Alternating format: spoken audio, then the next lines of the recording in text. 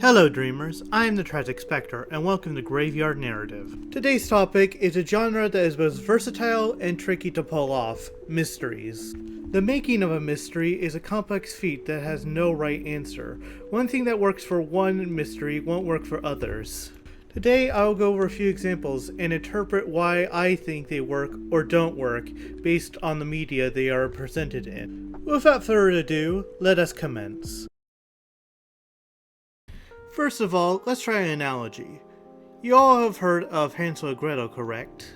Imagine the forest at the beginning as the start of the mystery, the breadcrumbs as the clues you find along the way, and the house as the conclusion of the mystery. Too big of a piece and the mystery will be solved way too soon. Too little a piece and the viewer can become lost. It has to be a perfect amount to keep the viewer invested until the very end.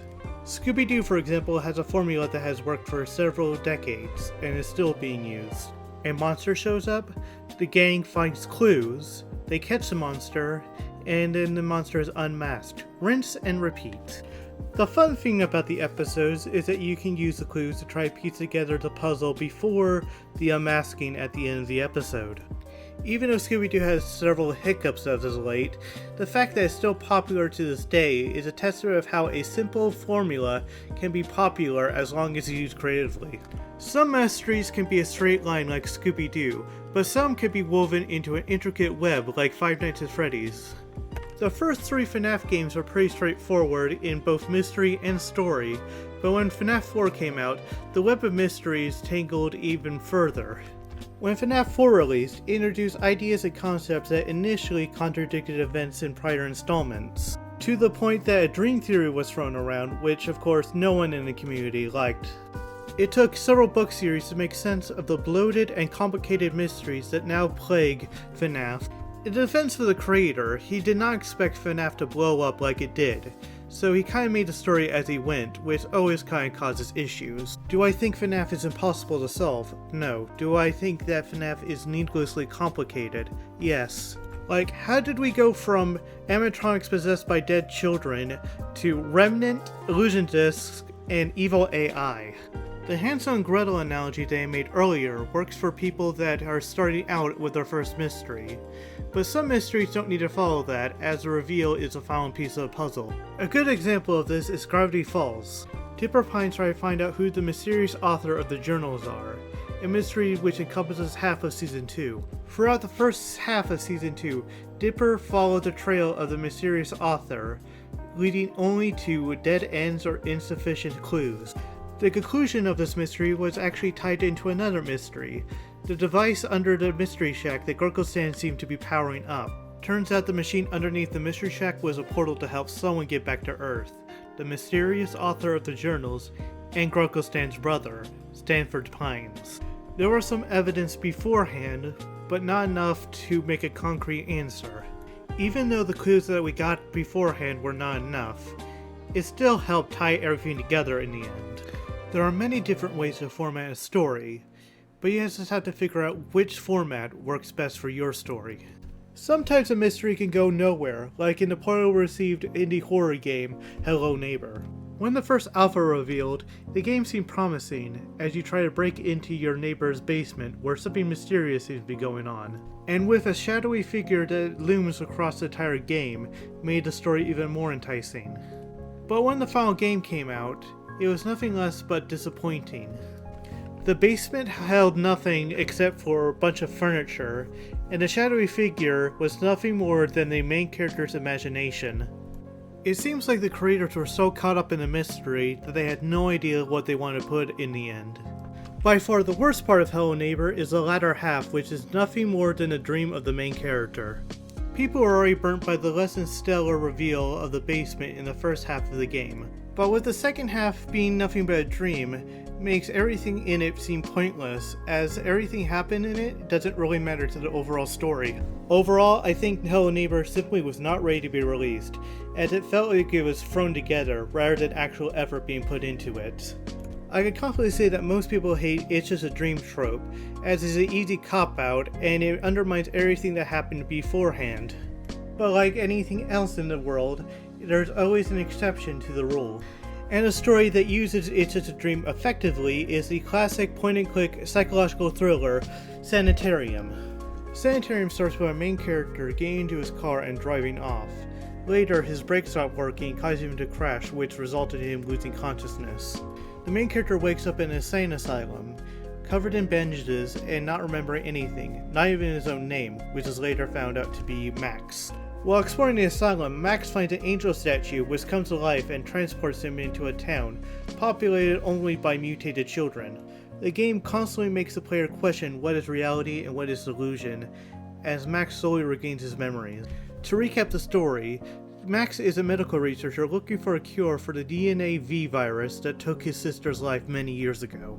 Max got a job at Mercy Corporations and hoped to develop a cure, as Mercy Corporations created a treatment to extend the lives of DNA V victims known as Hope.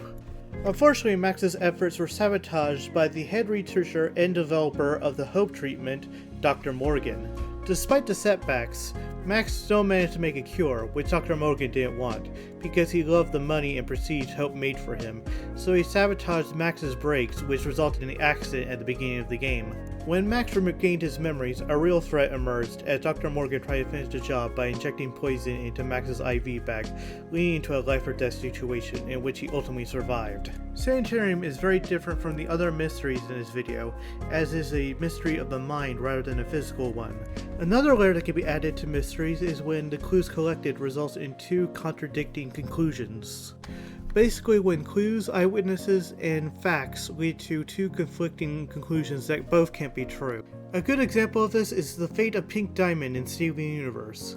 In the story, we were introduced to the Diamond Authority, consisting of White Diamond, Yellow Diamond, and Blue Diamond, but later on we discovered there was a fourth member, Pink Diamond, who died in the war. All that we knew about Pink Diamond at the time was that Earth was hers, and Rose Quartz, Steven's mother, killed her in order to protect it. Later on, evidence started showing up that pointed to Pink Diamond still being alive, a major one surfacing during Steven's trial in Homeworld. It was revealed that Pink Diamond died to a sword, but prior it was said that Rose's sword cannot destroy gems. With this revelation, several theories were thrown around to try to uncover the fate of Pink Diamond. This all culminated into the reveal that Pink Diamond and Rose Quartz were one and the same, shocking many. The next episode explained the story behind Pink Diamond and debunking any false evidence. For those who want to set up their mystery like this, I suggest trying to keep both conclusions possible until the very end, to keep your viewers guessing. Books, movies, and TV shows, the way you can tell mysteries in them could be quite limiting compared to video games. With creative game design, mysteries can be interactive in ways that are impossible in other mediums.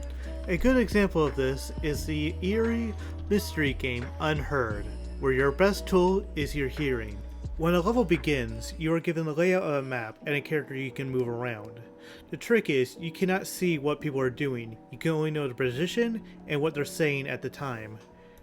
You may move around, fast forward, or rewind time to figure out what's going on. Ultimately, it's your goal to figure out who's who and who did what. The gameplay is pretty simple, but the stories can be quite eerie, especially near the end where you find out you're not who you think you are. Even though the game is not that long, it's still a testament of how simple gameplay design can be engaging, and how you should leave no stone unturned. The last story I want to cover today is one that uses branching pathways to unravel a mystery, Beacon Pines. Beacon Pines, the game that is currently being played right now, takes place within a book. Throughout the entire game, you collect these things known as charms by talking to people, interacting with objects, and continuing the story. Once you reach a branching path, or what the game calls a turning point, the game pans out back to the book, where there's a blank within the text. You can use the charms you used so far to fill in the blank, to cause different events to occur, like an ad-lib. The trick being is that the charms you need to continue forward are within the different paths, so you have to journey through all of them. As you explore each path, bits and pieces of the truth is revealed about the town and the secret dealings within.